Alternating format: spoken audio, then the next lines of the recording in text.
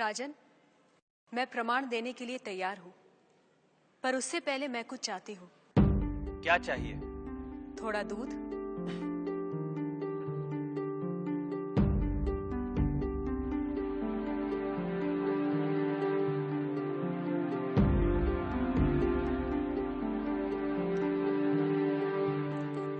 राजन, इस पात्र में आपको क्या दिखाई दे रहा है?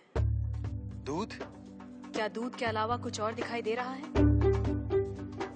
नहीं। पर मुझे तो मक्खन भी दिखाई दे रहा है। क्या आपको मक्खन दिखाई दे रहा है?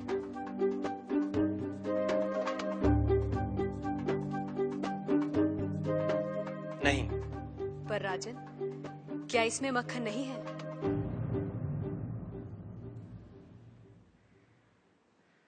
है।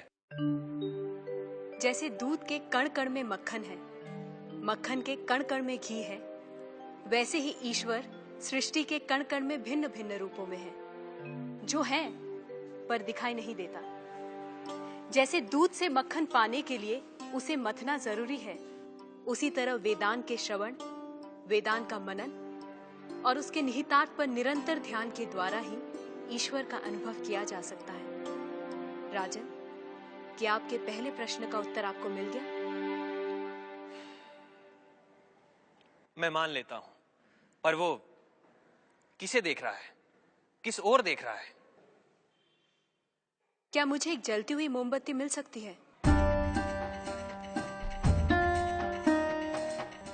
राजन, ये रहा आपके दूसरे प्रश्न का उत्तर।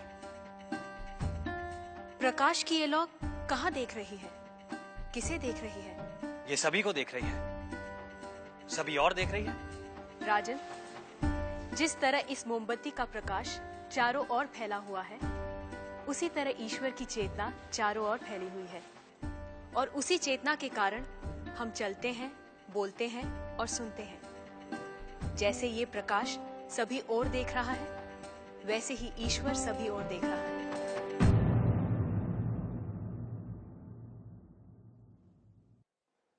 अब आपका तीसरा प्रश्न।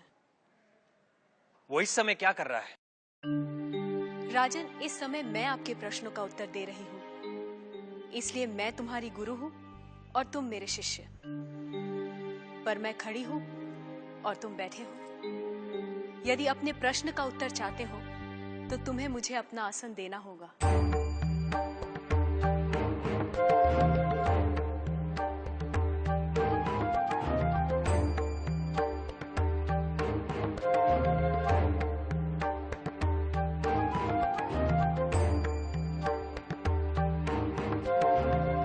राजन, ये रहा तुम्हारे तीसरे प्रश्न का उत्तर।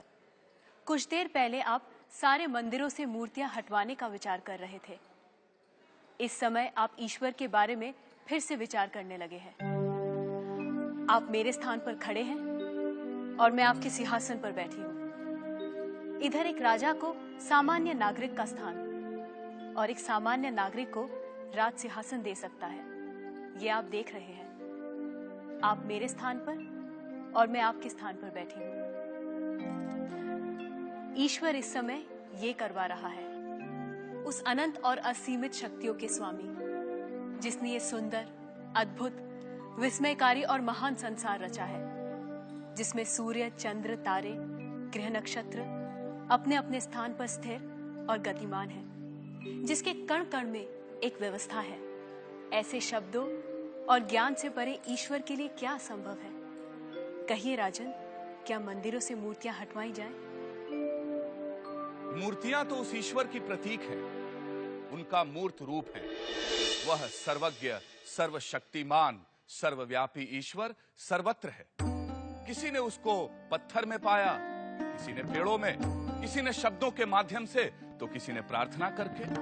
वही परमात्मा अनेक नाम, रूप और गुणों में व्यक्त होता है, और कोई उन्हें अरूप और निर्गुण